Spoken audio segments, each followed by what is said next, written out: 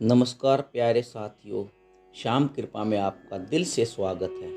दोस्तों, आज की वीडियो में आप जानेंगे कि कैसे लोभ मनुष्य की बुद्धि हर लेता है, जिसके वशीभूत होकर मनुष्य अपने धर्म और कर्तव्य को भूलकर घोर पाप कर बैठता है। साथ ही आप जानेंगे कि आखिर एक कुत्ते ने क्यों मनुष्य को पृथ्वी पर सबसे निंदनीय और घृणित योनि बताया है।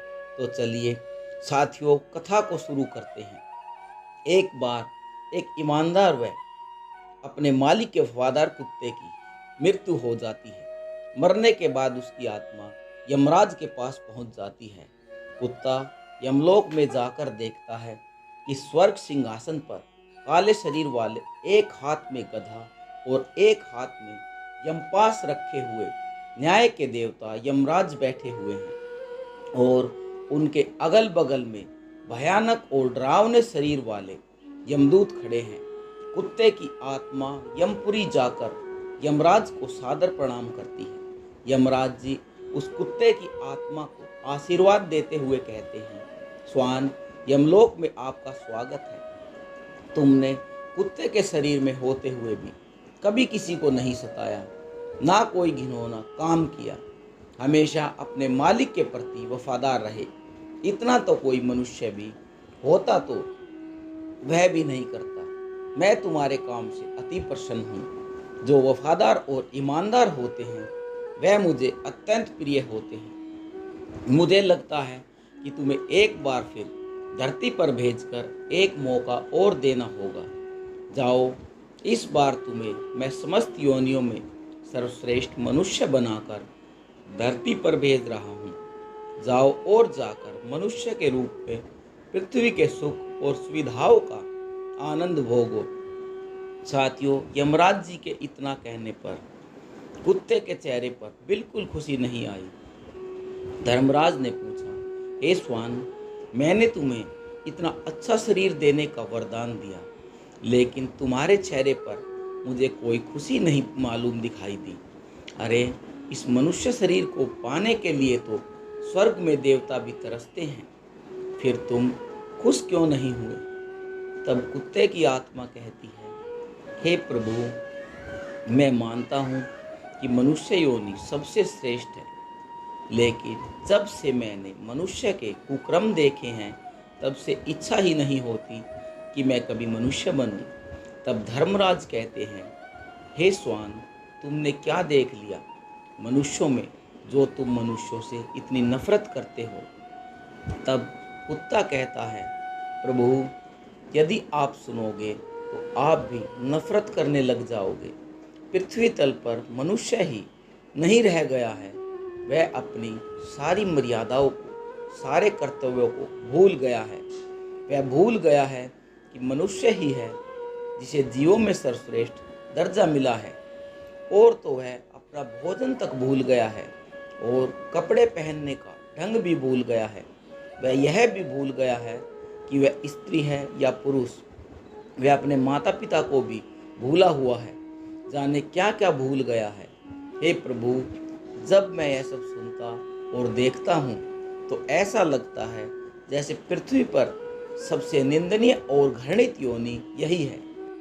मुझे तो नफरत सी हो गई है। हे प्रभु, आप मुझे कुछ भी बनाकर धरती पर भेज दें, भले ही फिर से कुत्ता बना दो, लेकिन मनुष्य मत बनाना, क्योंकि मैंने मनुष्य को कुछ ऐसे काम करते हुए देखा है जिन्हें देखकर मुझे लज्जा आती है और घृणा से मेरा मन व्याकुल हो जाता है। मित्रों, तब धर्मराज पूछते हैं, यदि यह सत्य है तो हम भी जानना चाहते हैं कि तुमने मनुष्य को ऐसे कौन से काम करते देख लिया है जो बहुत ही गंदे हैं, जिसकी वजह से तुम्हें मनुष्य योनि से इतनी नफरत है।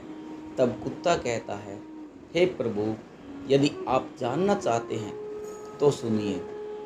मैं अपनी आंखों देखी घटना आपको सुनाता हूँ। साथियों, तब वह कुत्ता यमराज को सभी घटनाएं सुनाते हुए कहता है, हे प्रभु, पहली घटना यह है कि मनुष्य की नीयत बहुत ही जल्दी खराब हो जाती है। वह कभी अपने धर्म पर नहीं टिक पाता। कभी कोई अच्छी वस्तु दिखाई दे, कभी कोई सुंदर स्त्री दिख गई, कभी कहीं धनमाया दिख गई तो फौरन उसकी नीयत खराब हो जाती है। हे प्रभु, इस संबंध में मैं आपको एक कहानी सुनाता हूँ। तब यमराज कहते हैं, हे श्वान, आप वह कहानी सुनाओ, मैं सुनने के लिए तैयार हूँ। तब कुत्ता कहानी सुनाता है और कहता है, हे प्रभु, किसी नगर में एक व्यापारी के घर एक बहुत सुंदर कन्या का जन्म हुआ। कन्या बड़ी ही रूपवान थी। धीरे धीरे जब वह बड़ी होने लगी तो उसके रूप और यौवन में और भी निखार आने लगा। धीरे धीरे कन्या युवा अवस्था को प्राप्त हुई। तब एक दिन व्यापारी के मन में विचार आता है कि मैं अपनी बेटी का विवाह कर देता हूँ और विवाह किसी राजा महाराजा से ही करूँगा। मित्रों, ऐसा विचार करके वह व्यापारी नगर के बाहर एक साधु महाराज रहते थे, उनके पास जाता है। वह अपने मन की इच्छा उस साधु से कहता है, हे साधु महाराज, हम अपनी रूपवान कन्या का विवाह किसी राजकुमार के साथ करना चाहते हैं। जरा अपने तपोबल से देखकर बताओ कि हमारी बेटी का विवाह किसके साथ होगा। तब साधु महाराज कहते हैं, देखिए व्यापारी जी, हम आपकी बेटी का भाग्य उसे देखकर बता पाएंगे। या तो आप अपनी कन्या को यहाँ बुला लाओ या फिर हम आपके घर चलते हैं। तब व्यापारी कहता है, ठीक है महाराज, आप हमारे घर पधारे, आपके चरण हमारे घर में पड़ जाएंगे तो घर भी पवित्र होगा, इसलिए आप आएं और हमारी बेटी का भाग्य देखकर जरूर बताएं। अगले दिन सुबह सुबह वह साधु महाराज उस व्यापारी के घर जाते हैं। वह साधु कन्या को देखकर उसका भाग्य बताने लगता है, पर कन्या इतनी सुंदर थी कि वह साधु ही उस पर आसक्त हो गया। साधु बाबा का मन उस कन्या पर चलायमान हो गया और सोचने लगा, ऐसी कन्या यदि मिल जाए तो मेरे भाग्य खुल जाए। अब कोई ऐसा जतन करूं जिससे यह लड़की मुझे मिल जाए। यही सोचकर वह साधु एकदम से रोने लगता है। साधु बाबा को रोता हुआ देखकर व्यापारी साधु से पूछता है, साधु महाराज, आप तो कभी बोलते भी नहीं थे, आपके रोने का क्या कारण है। तब साधु बाबा व्यापारी को एकांत में ले जाकर समझाता है कि तुम्हारी कन्या की मस्तिष्क रेखाओं को देखकर हमें रोना आ रहा है, क्योंकि इन रेखाओं का यह हाल है कि यह कन्या तुम्हारे कुल का नाश ही कर देगी और जिस घर में जाएगी उस घर को भी ले डूबेगी। साधु की बात सुनकर व्यापारी घबरा जाता है और पूछने लगा, बाबा, क्या इसका कोई उपाय है? नहीं, जिससे कि हमारा कुल नष्ट होने से बच जाए। तब साधु बाबा कहता है, इसका एक ही उपाय है, तुम अपनी कन्या को एक संदूक में बंद करके उस पर एक दिया जलाकर रख दो और संध्या के समय उसे नदी में बहा दो, तब तुम बच जाओगे, वरना थोड़े ही दिनों में तुम्हारा घर नष्ट हो जाएगा। ऐसी बात बताकर साधु बाबा तो अपने ठिकाने पर चला गया। उधर उस व्यापारी ने साधु बाबा पर जैसा बताया था वैसा ही किया, अपनी कन्या को एक बड़े से संदूक में बंद कर दिया, उसके ऊपर एक दिया जलाकर रखा। जैसे ही शाम का समय होता है वह उसे नदी में बहा देता है। वह संदूक बहता हुआ नदी में जा रहा था। दोस्तों, आपको बता दें कि उस साधु बाबा ने ऐसा क्यों करवाया। उसने सोचा कि जैसे ही व्यापारी अपनी कन्या को संदूक में बंद करके नदी में बहाएगा, वह कुछ दूर आगे जाकर उसे संदूक से निकाल लेगा और उस लड़की को अपनी स्त्री बना लेगा। यही सोचकर साधु ने अपने 4 चेले नदी के किनारे बैठा दिए और कहा कि आज रात इस नदी में बहता हुआ एक संदूक आएगा, तुम चुपचाप उसे निकालकर मेरे पास ले आना। चेलों ने कहा, ठीक है गुरुजी। अब तो साधु के चेले नदी के किनारे बैठ गए। उधर क्या होता है, वह संदूक जैसे ही नदी में छोड़ा जाता है कुछ दूर आगे तक पहुंच जाता है। कुछ दूर आगे नदी के किनारे एक राज्य का राजकुमार खड़ा हुआ था। राजकुमार शिकार खेलने आया था। राजकुमार नदी के किनारे खड़ा हुआ था अचानक उसकी नज़र संदूक पर पड़ जाती है। राजकुमार ने झटपट अपने सिपाहियों से उस संदूक को बाहर निकलवाया। राजकुमार ने संदूक खोलकर देखा तो उसमें एक बहुत ही सुंदर अप्सरा जैसी दिखने वाली राजकुमारी बैठी थी।